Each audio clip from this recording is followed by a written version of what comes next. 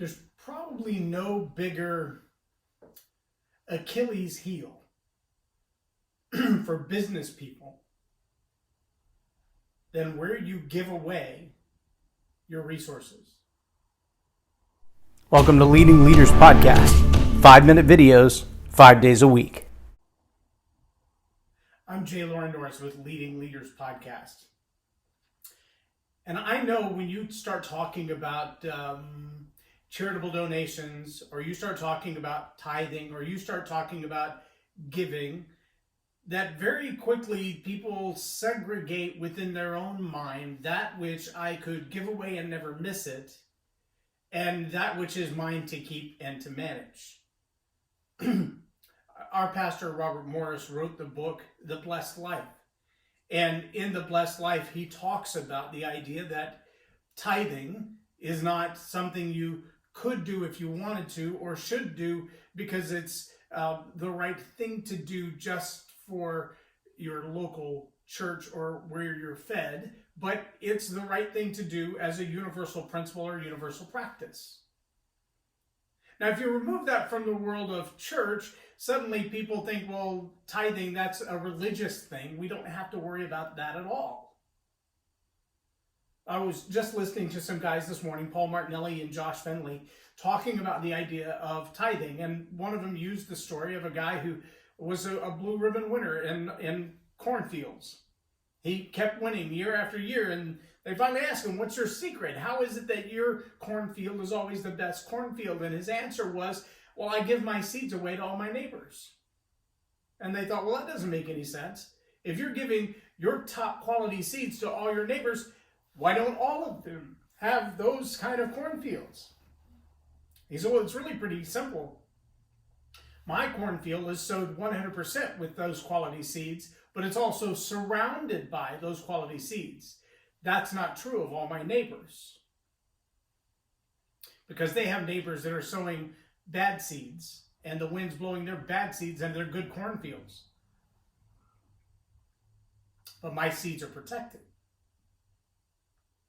See, the idea of being involved in the way that the universe reproduces itself, that's really what tithing is about.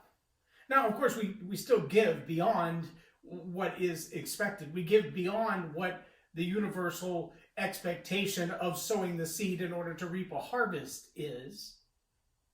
But if your only reason for giving is to get the return, or to get the tax write-off, or to get the benefit of giving, then you've already lost the benefit of giving. Well, let me also challenge you to ask beyond the check that you may write, whether it's to your local congregation or to the Goodwill or to the Boys and Girls Club or wherever it is that you give to make sure that you're reproducing in your community and your society. Do you also give of your time? Do you give of your talent? Are the things that you're specifically gifted at that nobody else is gifted at, that you could be sharing and giving that thing to somebody else? Do you pour back into the people around you with the attention that you give to them, the attention to detail?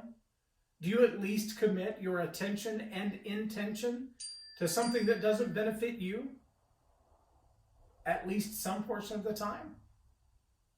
See, people have asked me several times why Leading Leaders Podcast doesn't have a bunch of sponsorships. Why don't you charge guests to be on the show? Why don't you make this some kind of revenue generating thing? And it's always been, there are two purposes for me doing Leading Leaders Podcast. The first of which is I was told to give my time in this way. And so I do. I also financially support on the backside all of the costs of the equipment and the time and the editing and the production and the distribution, and I pay out of pocket to share it around the world. I do ask from time to time, like there's a Facebook thing going on right now, just for a few months worth of help for people who want to put in $5 to give you an opportunity to say, you know what, I think people in Nigeria or Ghana or Belize would actually benefit from these 5 to 10 minute videos every day. So let me put in my $5 and that'll boost it to 5,000 or 6,000 people who have a chance to see it that maybe have never seen it before. Really, that's all I'm asking. It's not a big deal. If it's $5 isn't good for you, then don't get $5. If more than that is good for you, Give more than that. I'm not going to tell you not to.